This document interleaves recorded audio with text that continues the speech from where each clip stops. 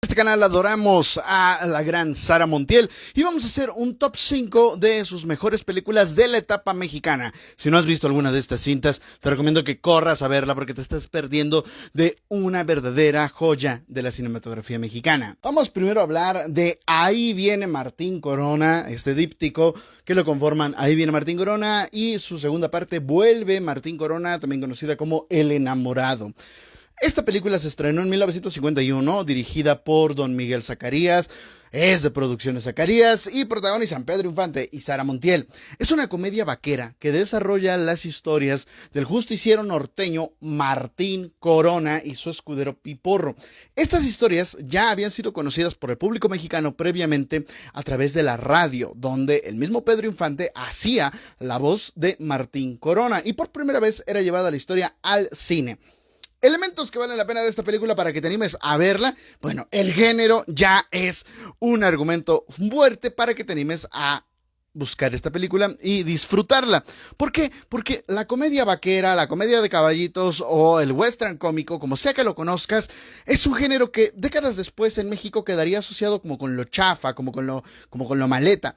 Y este es un buen ejemplar de una comedia vaquera que juega con esos escenarios del hermoso norte de México en la etapa pues de finales del siglo XIX, principios del XX, la etapa del Porfiriato. Además, Martín Corona es un personaje que se inserta en la mitología fronteriza de grandes personajes como Porfirio Cadena o Juan Charrasqueado. Incluso yéndonos un poquito más lejos, diríamos que hasta es pariente del Zorro, porque sus peleas son eso, es combatir la injusticia, darle a los más débiles contra los opresores y contra los bandoleros. La relación entre los personajes de Sara Montiel y Pedro Infante lleva ese toque de la fierecilla domada de Shakespeare, lo cual nos regala varios momentos de muy buena comedia. Además, hacen una pareja perfecta. Es que vean qué hermosa fotografía. Yo creo que mutuamente hacían una gran pareja. Déjame tu like y tu comentario si quieres que hagamos un top de las mejores parejas de estos actores en la gran pantalla. La música es otro gran argumento para que te animes a echarle un visionado a Martín Corona. Si ya la viste, vuélvela a ver y si no, acércate a ella porque José Alfredo Jiménez hace un cameo muy especial interpretando una rola de él, obviamente, el corrido de Martín Corona. También Pedro Infante luce su voz preciosa con éxitos que se volverían icónicos de su musicografía, como Cartas de Eufemia o Copa tras Copa. Y Sara Montiel hace de cancionera andaluza en esta película e interpreta la canción de Lolé y el Para el Carro. Hablemos ahora de la comedia Ella, Lucifer y yo, estrenada en 1953 y protagonizada por Abel Salazar, Sara Montiel y Carlos López Moctezuma. Esta comedia nos cuenta la historia de Jorge, que es Abel Salazar, un timorato enamorado de la actriz más bella de la industria cinematográfica. Obviamente no podría ser otra que Sara Montiel. Únicamente, ¿quién más? ¿Quién más? Bueno, por aquí de pronto me comentan que una tal María, no sé qué, María Félix. Pero no, o sea, obviamente ella es la única mujer por la que vale la pena venderle el alma al diablo y es justamente lo que hace Jorge. Le vende el alma al diablo, interpretado por Carlos López Moctezuma, con tal de llegarle al corazón a la bellísima dama. A ver, el solo hecho de ver al villanazo Carlos López Moctezuma enfundado en el traje de Lucifer en un tono de comedia, ya vale la pena mirarse. La historia de esta película está inspirada en la comedia del dramaturgo cubano-español Alberto Insúa, obviamente con un guión adaptado por Miguel Moraita, el director de la película, que bueno, además de tener este parentesco con la comedia de teatro, obviamente nos recuerda el mito fáustico medieval y la tragedia de Christopher Marlowe. Pero bueno, esto en tono de comedia. Puesto número 3, Piel Canela, producción estrenada en 1953 y, como lo dice el cartel, lo venderán Sara Montiel, Manolo Fábregas y Ramón Gay. Cuenta una historia bastante original para la época, para los años 50.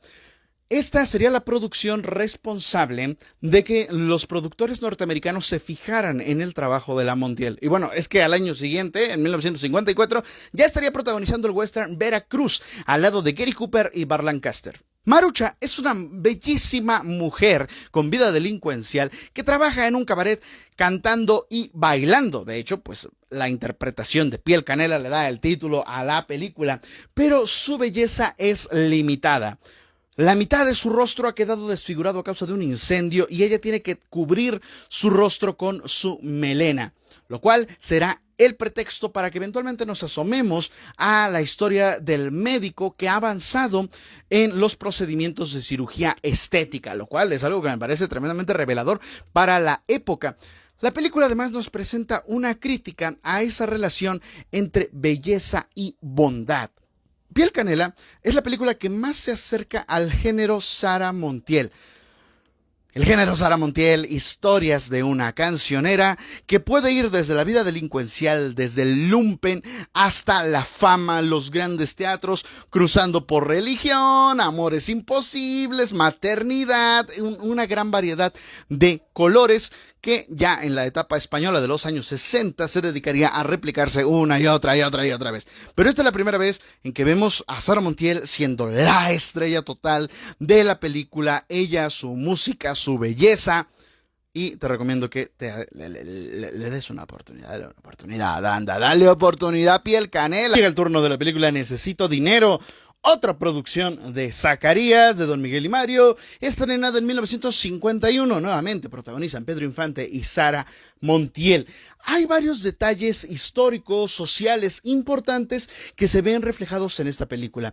Por ejemplo, las dinámicas de las distintas condiciones sociales que convergían en la Ciudad de México. Por ejemplo, María Teresa, el personaje que hace Sara Montiel, es una joven hija de migrantes españoles de la guerra que busca salir de la pobreza casándose con un millonetas. Por su parte, Manuel es un mecánico idealista que mira desde abajo los zapatitos de María Teresa y que incluso tiene que subirse a boxear para ganarse el corazón de esta inalcanzable. Paréntesis, es la segunda vez que vemos a Pedro Infante enfundarse los guantes de boxeo. La primera fue en La Oveja Negra y después ya llegaría su película de boxeo, Pepe el Toro. Esta película también nos muestra el momento de la llegada de la televisión a ese departamento que rentan la mamá de María Teresa y sus hijas para ganarse unas cuantas perras. Cuando llega la televisión es todo un acontecimiento. Incluso dicen, ¡ay, Manuel debe de ser millonario! Por eso nos trajo la televisión. Porque eso nos habla de la poca accesibilidad que tenía la primera tecnología de comunicación para el grueso de la población mexicana. Además, los vecinos se tenían que juntar para ver la televisión, pues de lo único que tenía posible es para tenerla, lo cual me han comentado era una práctica bastante común en la época. Ahora que estaba realizando el video, me cuestiono si los escritores de la telenovela Teresa se habrán inspirado de alguna manera en María Teresa, quien es, sin lugar a dudas, una mujer materialista. Esta película sí que nos habla de amores materialistas y no la cochinada esa descafeinada de Celine Song, que por Dios parece que sus personajes no tienen sangre en las venas, válgame el señor.